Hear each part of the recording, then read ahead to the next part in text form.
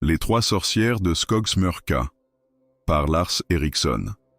Je m'appelle Lars Eriksson et je vis dans le petit village de Björkdalen, niché au cœur de la Suède rurale.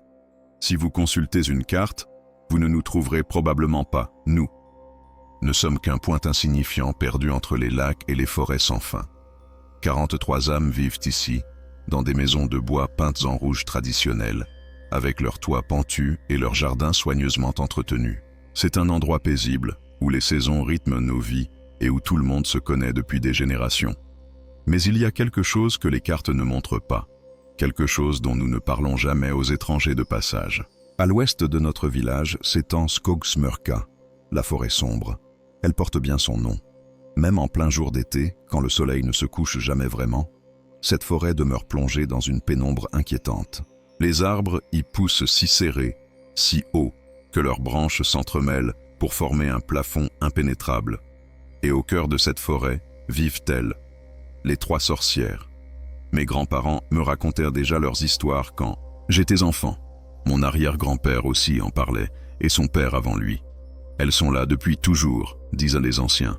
Depuis bien avant la fondation de Björkdalen, depuis bien avant que les premiers colons ne défrichent ces terres. Elles sont plus vieilles que nos légendes, plus anciennes que nos peurs les plus profondes. On les appelle Astrid, Ingrid et Solveig.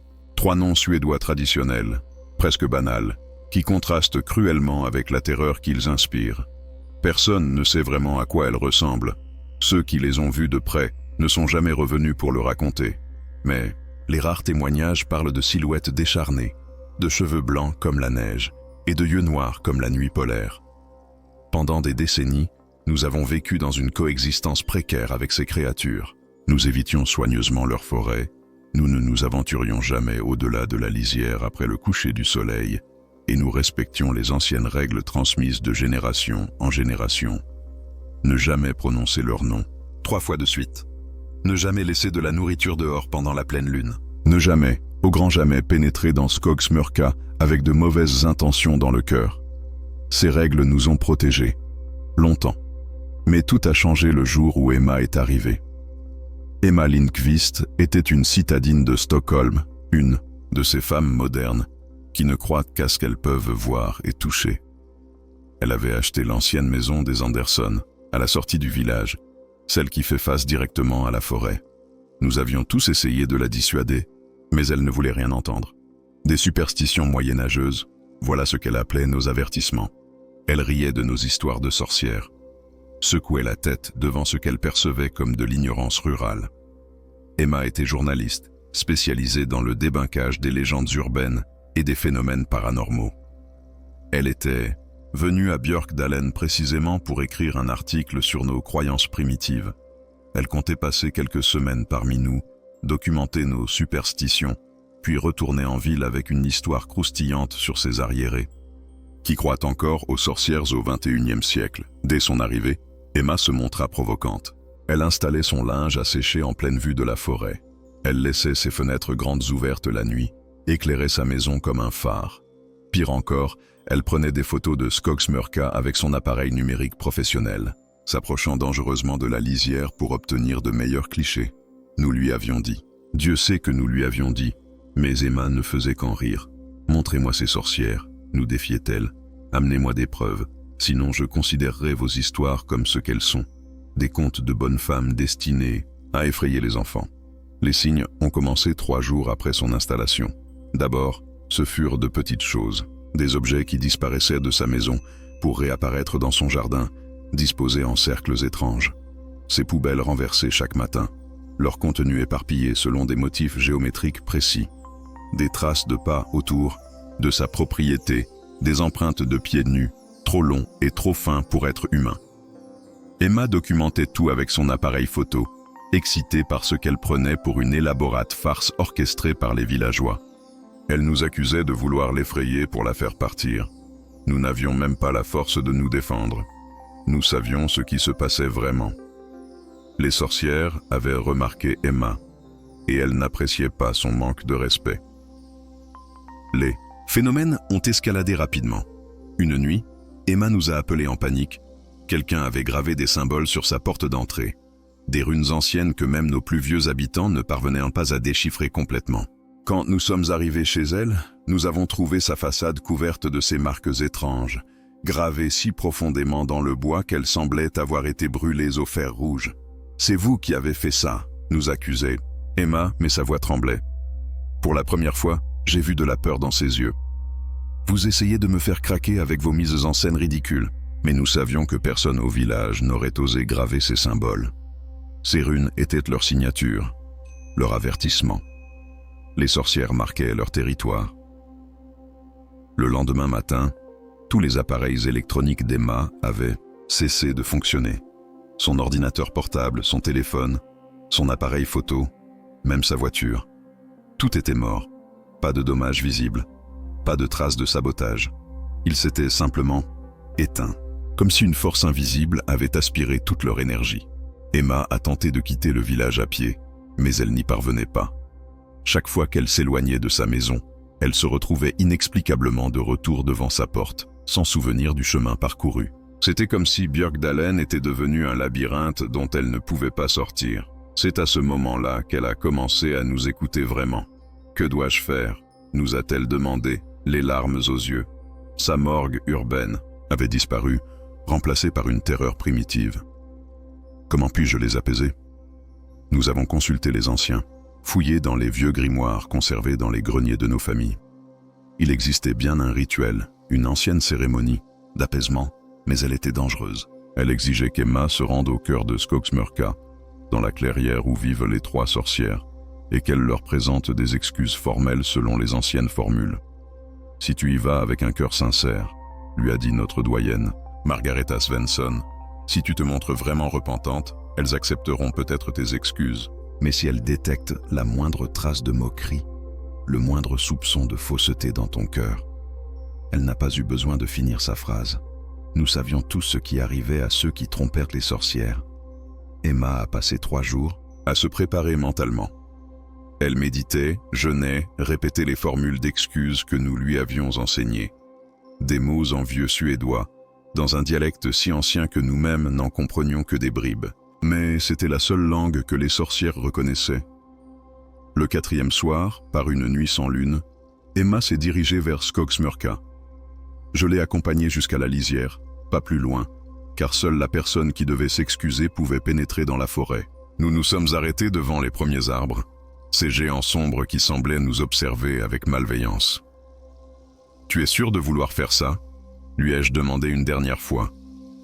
Emma a hoché la tête, mais ses mains tremblaient. « Je n'ai pas le choix, n'est-ce pas? C'est le seul moyen de partir d'ici. » Elle s'est enfoncée dans la forêt, sa silhouette disparaissant rapidement dans l'obscurité. J'ai attendu là, près de la lisière, guettant le moindre signe de son retour. Les heures ont passé. Minuit, 1 heure, 2 heures. Aucun bruit ne venait de la forêt, pas même le ululement d'une chouette ou le craquement d'une branche. Skogsmörka était silencieuse comme une tombe. À l'aube, Emma n'était toujours pas revenue.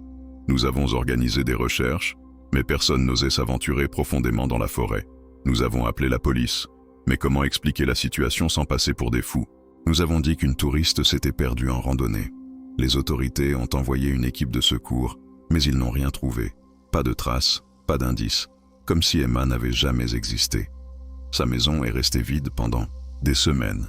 Puis, un matin, nous avons découvert qu'elle avait été nettoyée de fond en comble. Tous les effets personnels d'Emma avaient disparu. Les meubles étaient impeccables, les vitres brillantes, les planchers cirés. C'était comme si personne n'y avait jamais vécu. Nous pensions que l'histoire s'arrêtait là, que les sorcières avaient obtenu leur dû et qu'elles retourneraient à leur isolement séculaire. Nous nous trompions, car Emma était revenue. Pas physiquement, bien sûr. Son corps reposait quelque part dans les profondeurs de Skogsmörka, si tant est qu'il en reste quelque chose. Mais son esprit, son essence, avait été transformé, corrompu, retourné contre nous. Les premières manifestations ont eu lieu 1 mois après sa disparition. Des coups frappés aux portes en pleine nuit, toujours 3 coups répétés 3 fois. Des fenêtres qui se brisaient spontanément, laissant s'échapper une odeur de forêt pourrie. Des voix qui chuchotèrent dans le vent, prononçant des mots dans cette langue antique que nous ne comprenions pas. Puis nous avons commencé à la voir. Emma apparaissait aux fenêtres, toujours le même visage blême, les mêmes cheveux emmêlés, les mêmes vêtements qu'elle portait le soir de sa disparition. Mais ses yeux étaient différents, noirs, complètement noirs, comme ceux des sorcières. Elle nous regardait avec une intelligence malveillante, un sourire cruel aux lèvres. Elle ne nous parlait jamais directement. Elle se contentait de nous observer, de nous étudier, comme si elle prenait des notes pour ses nouvelles maîtresses. Puis elle disparaissait, s'évaporant dans l'air comme une fumée nocturne. Les accidents ont commencé peu après. D'abord, c'était Nils Johansson, notre mécanicien. Il réparait un tracteur quand le cric a mystérieusement lâché, lui broyant la jambe. Puis Astrid Carlsson, oui, elle portait le même prénom qu'une des sorcières, quelle ironie, est tombée dans l'escalier de sa cave, se brisant le cou.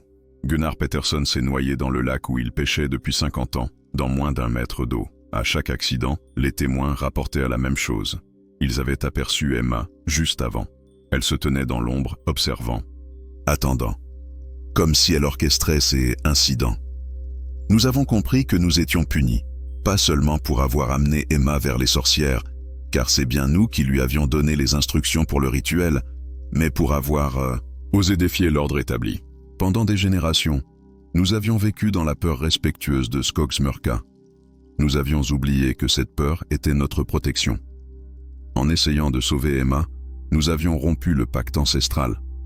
Et maintenant, les sorcières nous faisaient payer. Les morts se sont succédés. Toujours des accidents, toujours inexplicables. La police parlait de malédiction, de séries noires, mais nous savions la vérité. Emma était devenue leur instrument de vengeance, leur agent dans notre monde. Elle connaissait nos habitudes, nos faiblesses, nos peurs. Elle avait vécu parmi nous assez longtemps pour nous étudier. Margareta, notre doyenne, fut la suivante. On l'a trouvée dans son jardin, le visage figé dans une expression de terreur absolue. Pas une marque sur le corps, pas de trace de violence. Son cœur avait simplement cessé de battre, paralysé par une peur si intense qu'elle en était devenue mortelle. Puis ce fut au tour de mon voisin, Eric. Il était en train de couper du bois quand sa hache a dévié, s'enfonçant dans sa propre gorge. Les témoins ont juré qu'Emma se tenait derrière lui, guidant invisiblement ses gestes. Un par un, les habitants de Björkdalen tombaient. Et à chaque mort, Emma semblait devenir plus forte, plus réelle. Ses apparitions duraient plus longtemps. Ses traits se précisaient, comme si elle se nourrissait de notre terreur, de notre désespoir. Nous avons tenté de fuir le village, mais c'était impossible. Comme Emma avant nous, nous nous retrouvions inexplicablement de retour à nos maisons chaque fois que nous tentions de partir. Björkdalen était devenue une prison dont nous ne pouvions pas nous échapper. Certains ont essayé de se suicider plutôt que d'attendre leur tour. Mais même cela nous était refusé. Les armes s'enrayaient, les cordes se brisaient, les poisons se révélaient inefficaces. Les sorcières voulaient que nous mourions selon leurs conditions, pas les nôtres. Au bout de 6 mois, nous n'étions plus que 15 survivants. 15 âmes terrorisées, réfugiées dans l'église du village, serrées les unes contre les autres comme des animaux traqués. Nous pensions que les lieux saints nous protégeraient, mais nous nous trompions. Emma est apparue dans l'église même, se matérialisant devant l'autel avec son sourire cruel. Vous m'aviez dit que si j'y allais avec un cœur sincère, elles accepteraient mes excuses, a-t-elle dit de sa voix spectrale. C'étaient les premiers mots qu'elle prononçait depuis sa transformation. Vous m'aviez menti. Nous avons compris notre erreur. Nous avions envoyé Emma vers les sorcières en pensant qu'elle pouvait vraiment se repentir, mais au fond de notre cœur, nous savions qu'elle ne le ferait jamais. Emma était venue à Björkdalen pour se moquer de nous, pour ridiculiser nos croyances. Comment aurait-elle pu présenter des excuses sincères pour quelque chose qu'elle ne regrettait pas vraiment? Les sorcières l'avaient déçue immédiatement. Elles avaient senti la fausseté dans son cœur, le mépris caché derrière ses mots d'excuses. Et au lieu de la tuer simplement, elles l'avaient regardée, transformée, retournée contre nous comme une arme vivante. Vous êtes tous responsables, a continué Emma. Vous saviez que j'échouerais, mais vous m'avez quand même envoyé. Vous préfériez me sacrifier plutôt que d'affronter leur colère vous-même. Elle avait raison. Nous le savions tous. Au fond, nous avions espéré qu'Emma paierait le prix de ses provocations et que nous serions tranquilles. Nous avions été lâches et maintenant nous payons cette lâcheté. Mais je ne suis pas venu pour vous reprocher votre couardise, a repris Emma. Je suis venu vous proposer un marché. Les sorcières sont satisfaites de mes services. Elles m'offrent une chance de retourner à la vie. Vraiment vivre, pas seulement exister comme je le fais maintenant. Nous avons retenu notre souffle. Un marché, avec les sorcières, tout ce qu'elles demandent, c'est un remplaçant.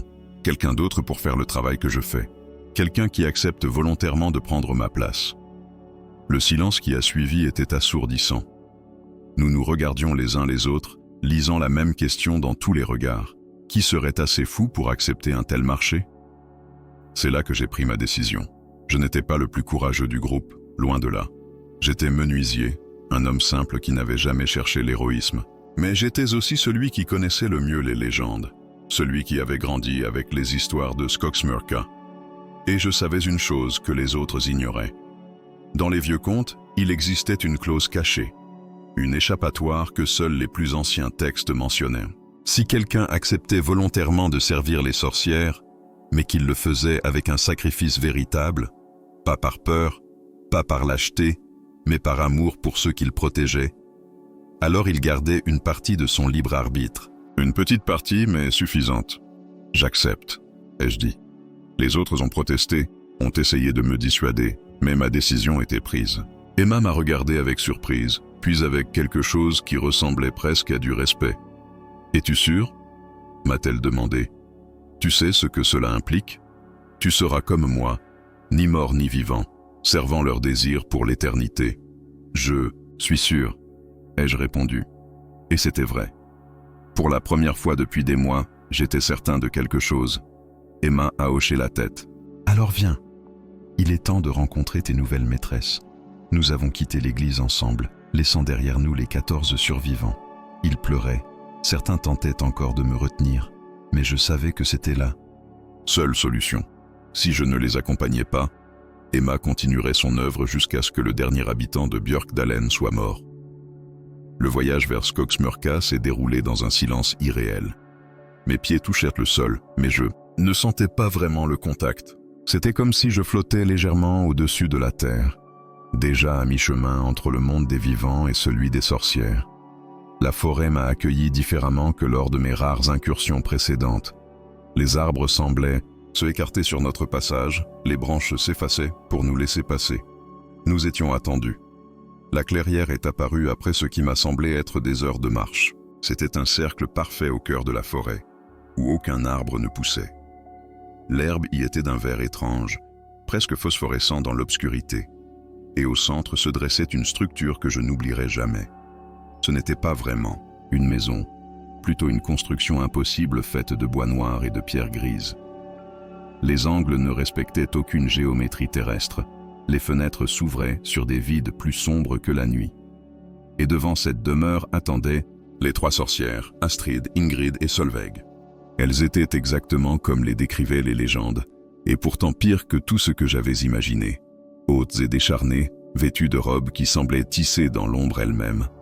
Leurs cheveux blancs flottaient autour de leurs visages sans qu'aucun vent ne les agite. Et leurs yeux étaient des puits d'obscurité absolue, des fenêtres ouvertes sur le néant. « Voici donc notre nouveau serviteur », a dit celle du milieu, Ingrid je suppose. Sa voix était comme le craquement des branches mortes, comme le sifflement du vent dans les feuilles sèches. « Il sent différent de l'autre », a observé Astrid, celle de gauche. « Celui-ci vient par choix, pas par orgueil. »« Intéressant », a murmuré Solveig. « Cela fait si longtemps que nous n'avons pas eu de serviteurs volontaires. » Elles se sont approchées de moi, me tournant autour comme des prédateurs évaluant leur proie. Leurs mains squelettiques ont effleuré mon visage, mes épaules, sondant quelque chose que je ne comprenais pas. « Tu acceptes de ton plein gré ?» m'a demandé Ingrid. « Oui », ai-je répondu, et ma voix ne tremblait pas. « Tu sais ce que nous allons faire de toi ? Oui. Et tu l'acceptes quand même ?» J'ai pensé aux 14 survivants dans l'église, à leurs familles, à leurs enfants. J'ai pensé à toutes les générations qui nous avaient précédés et qui avaient un vécu dans la peur de cette forêt. Il était temps que quelqu'un paye le prix de notre liberté. Oui, ai-je répété. Les 3 sorcières ont échangé des regards, puis Solveig a souri. C'était un sourire terrible, plein de dents trop pointues et de promesses sinistres. « Alors soit », a-t-elle dit. Ce qui s'est passé ensuite défie toute description. Elles ont commencé à chanter dans leur langue antique, leurs voix se mêlant en harmonie impossible. Le monde autour de moi s'est mis à onduler, à se déformer. J'ai senti quelque chose se détacher de moi, mon âme, mon essence, peu importe le nom qu'on lui donne. Mais contrairement à Emma, j'ai gardé une part de moi-même. Cette petite étincelle de libre arbitre que les anciennes légendes promettaient à ceux qui se sacrifiaient par amour. Les sorcières l'ont senti aussi, mais elles ont choisi de la tolérer. Peut-être par respect pour mon sacrifice, peut-être par curiosité. Quand la transformation s'est achevée, j'étais devenu comme Emma, ni mort ni vivant, servant des maîtresses immortelles. Mais j'avais conservé ma volonté propre, même diminuée. Et avec cette volonté, j'ai fait le choix que j'espérais pouvoir faire. Au lieu de terroriser les survivants de Björkdalen, je les ai protégés. Discrètement, subtilement, mais efficacement. Quand les sorcières ordonnaient des accidents, je les sabotais. Quand elles voulaient répandre la terreur, je détournais leur attention. Ce n'était pas facile. Chaque acte de rébellion me causait des douleurs atroces. Mais c'était possible. Emma, elle, a récupéré sa liberté comme promis. Elle est redevenue humaine, mortelle, mais elle n'est jamais retournée à Stockholm. Elle a choisi de rester à Björkdalen, dans sa maison face à la forêt. Pas par goût, mais par pénitence. Elle savait qu'elle était responsable de tout ce qui s'était passé, et elle a décidé de consacrer le reste de sa vie à protéger le village. Ensemble, nous formons une étrange alliance. Emma, la journaliste sceptique devenue gardienne repentante, et moi, le menuisier transformé en serviteur rebelle des sorcières. Nous veillons sur Björkdalen, chacun à notre manière. Les sorcières tolèrent ma petite rébellion, pour l'instant. Elles semblent amusées par ma résistance, comme un chat qui joue avec une souris avant de la tuer.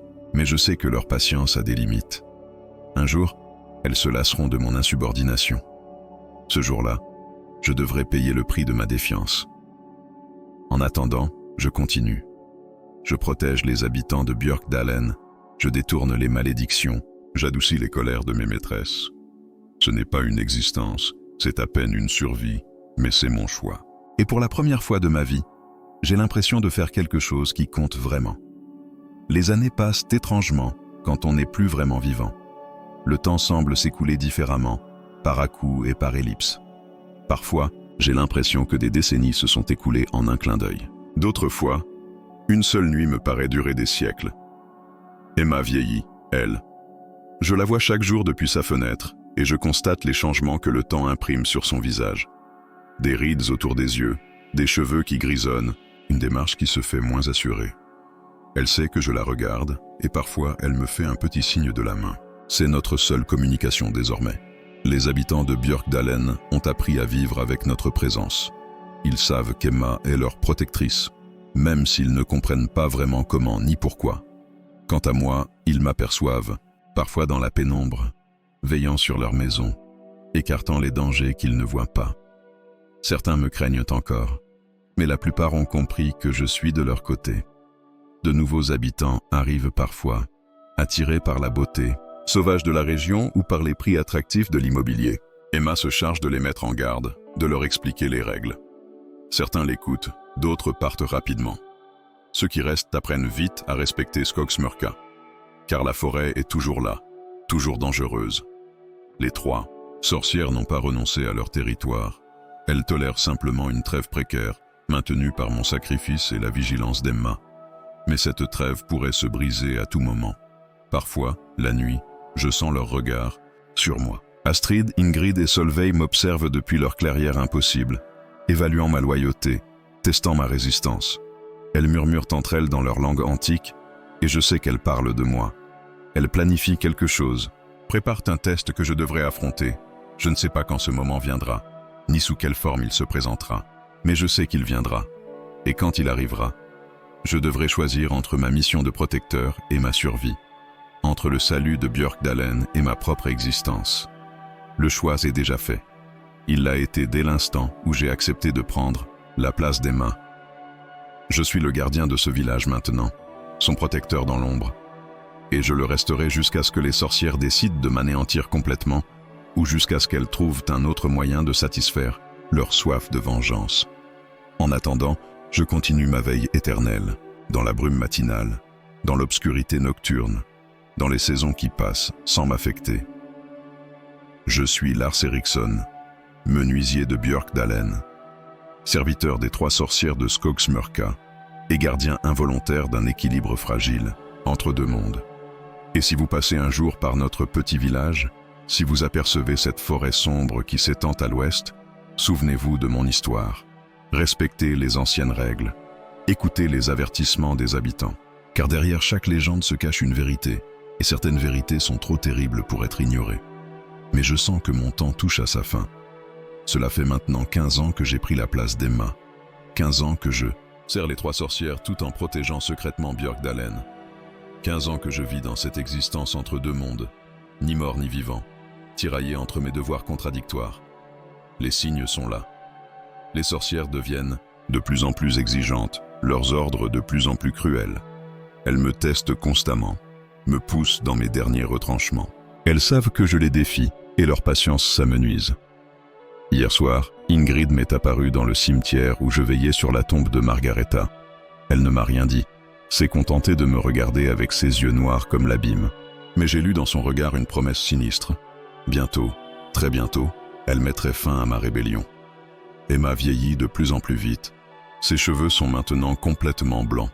Son dos voûté par le poids des ans et des remords. Elle passe ses journées à écrire, consignant tout ce qu'elle sait sur les sorcières, sur leur histoire, sur les moyens de les apaiser. Elle prépare un testament de connaissances pour les générations futures, un guide de survie pour ceux qui devront continuer après nous. Car nous savons tous les deux que notre protection ne sera pas éternelle.